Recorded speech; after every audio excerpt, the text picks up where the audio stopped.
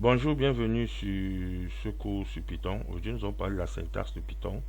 Donc, on va parler de comment ça fonctionne sur Python, l'indentation et tout ce qui va avec. Donc, là, sur l'écran, vous voyez le fameux Hello World, d'accord. Première instruction, si vous avez remarqué là en Python, une instruction, voilà, ça finit avec rien. Donc, pas besoin de mettre un point virgule ou quoi que ce soit, d'accord. Une fois que pour compiler ici, ça va vous afficher le résultat ici, la Hello World que vous avez vu ici, d'accord. C'est pas compliqué, bien. Donc bonjour, une fois de plus encore, je suis Théophile Fouetté. Je fais cette vidéo pour Allons Tech Academy et pour apprendre plus, ok. Je vais modifier ce code, je mets bonjour, je mets ici monte, au lieu de Word je mets monte, ok. Je viens ici compiler, d'accord. Je compile ici, comme vous pouvez le voir ici, je clique ici pour compiler.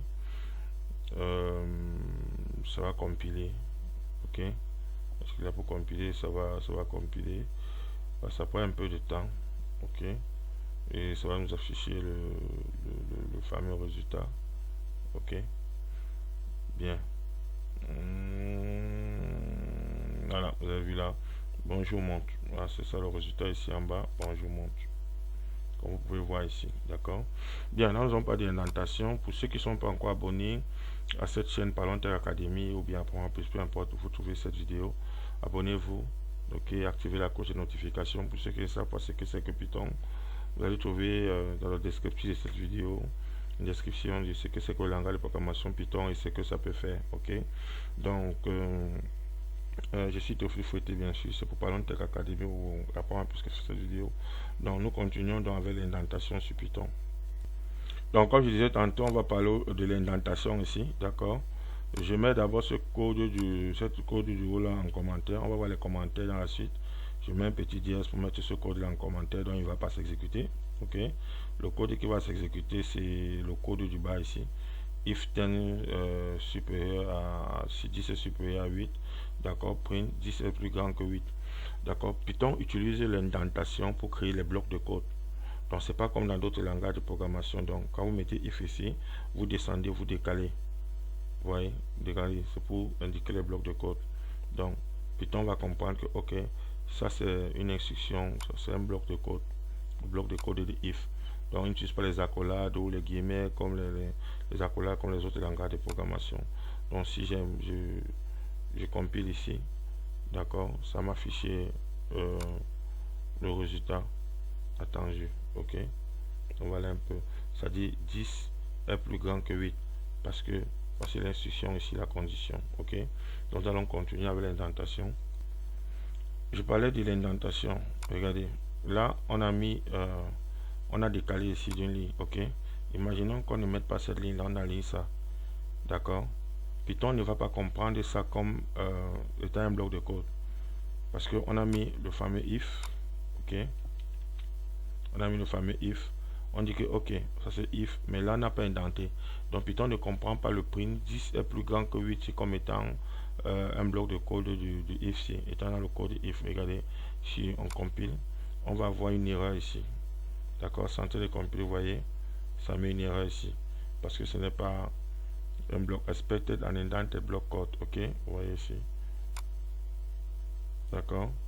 Donc si vous venez là, vous remettez l'indentation, vous allez vous rendre compte, on va compiler, vous indentez une ligne, ça va nous mettre, n'est-ce pas, le bon résultat. Voilà, c'est que vous avez compris l'importance de l'indentation. Je vais ajouter une petite position ici. Le nombre d'espaces quand vous indentez, ça dépend de vous. Généralement, les gens mettent 4 espaces, etc. Mais vous mettez autant d'espaces, ok. Vous allez voir encore, ça va pas créer de problème, ok. J'ai mis un certain nombre d'espaces, je compile, ok. Vous allez vous rendre compte que j'ai indenté, mais j'ai mis plusieurs espaces, ça me donne toujours le bon résultat. Il n'y a pas d'erreur au niveau de la compilation, d'accord. Voilà. Donc retenez qu'en termes de nombre d'indentations, il n'y a pas de problème, vous allez l'indenter comme vous voulez. Maintenant, j'ai ajouté un peu de code. Désormais, dans le bloc de if là, nous avons 10 est plus grand que 8 et nous avons 8 est plus grand que 10, d'accord. Vous voyez, c'est indenté d'un décalage quand je compile ici, ok. ça nous affiche ici 10 est plus grand que 8 et 8 est plus grand que 10. Maintenant, regardez ce qui se passe. J'ai dit tout à l'heure que vous êtes libre de mettre le nombre d'indentations que vous voulez. Mais sachez une chose, dans le même bloc de code là, vous devez indenter le même nombre de fois. Si par exemple, je viens sur le premier ici, j'indente 2 fois, ou bien j'indente là-bas c'est indenté 1 fois, je viens sur le deuxième, j'indente 2 fois, ok, 2 fois. Ce qui va se passer, c'est que Python va générer une erreur. Il faut que les deux soient alignés sur la même ligne. Donc j'ai indenté 2 fois ici, je compile, regardez ce qui se passe ici. On expecte qu'un, d'accord, ça me prend 8 est plus petit que ça a exécuté le premier, mais au deuxième, ça dit qu'il y a un problème. Donc la première ligne, ça a bien été exécuté, mais au niveau de la deuxième ligne, on dit qu'il y a une indentation inattendue. Voilà, ça print, puis 8 plus grand, et là, d'accord, on nous dit que voilà, il y a un problème à la ligne 8, line 8 ici, line 8 ici, il y a un problème à la ligne 8, donc il y a un problème ici au niveau de l'indentation, ok. Maintenant, si je viens ici, j'indente le premier encore de plus 2 comme le second, et que je viens, je recompile. Donc soit je diminue l'indentation, si j'indente au même niveau, ce qui se passe, c'est que vous allez voir que le code va réussir, ok. Donc vous devez retenir que d'accord pour indenter le nombre de fois que vous voulez, mais dans le même bloc de code, comme dans ce if là, vous devez indenter toutes les instructions qui sont à l'intérieur au même niveau. Voilà, retenez cela. Voilà. Les variables en Python, ici nous prenons des variables en Python. Bon, là je mets x, je mets 3, ça va affecter 3, je mets y, je mets hello world, d'accord. Ça va affecter bonjour, mais bonjour monde, ça va affecter bonjour monde comme une chaîne de caractères, ça va affecter 3 comme un entier. On verra toute la suite dans la suite de cours. D'accord, puis Python n'a pas de commande pour déclarer les variables. Une variable est déclarée quand on affecte une valeur. Donc quand je mets la variable x, je mets 3, la variable est déclarée. Donc voilà un peu, on va voir les détails dans la suite.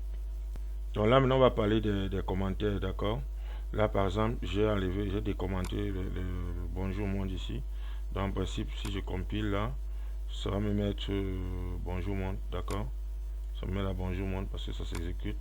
Ça c'est l'impression, d'accord. Donc pour faire un commentaire sur Python c'est pas compliqué, vous mettez dièse, d'accord. Par exemple là c'est dièse, je mets ceci est un commentaire, d'accord. C'est pas compliqué en Python. Pas du tout, ok, c'est pas du tout compliqué, d'accord. Ceci est un commentaire, ok. Donc voilà un peu. Donc dans la suite du cours nous allons voir un peu les choses en détail, ok. Ça c'est un commentaire. Si je compile, vous allez voir ça va pas s'afficher, ok. On a déjà utilisé un commentaire, donc je compile ici. Vous allez vous rendre compte que ça va pas s'afficher, d'accord. Ça va pas s'afficher. Donc si je viens ici maintenant sur le if qu'on a vu tout à l'heure, je décommente aussi ça, je décommente ça, je décommente ça. Je corrige le problème d'indentation là, on va tomber dans le même piège. Je viens ici, je compile, ok. Là notre première instruction bonjour monde, là on a bonjour monde, on a le bloc de code 10 est plus grand que 8 qu'on a vu, 8 est plus petit que 10 qu'on a ici. On a deux déclarations des variables. À x on a affecté un 3 et puis à y on a affecté bonjour monde, d'accord. Donc voilà un peu.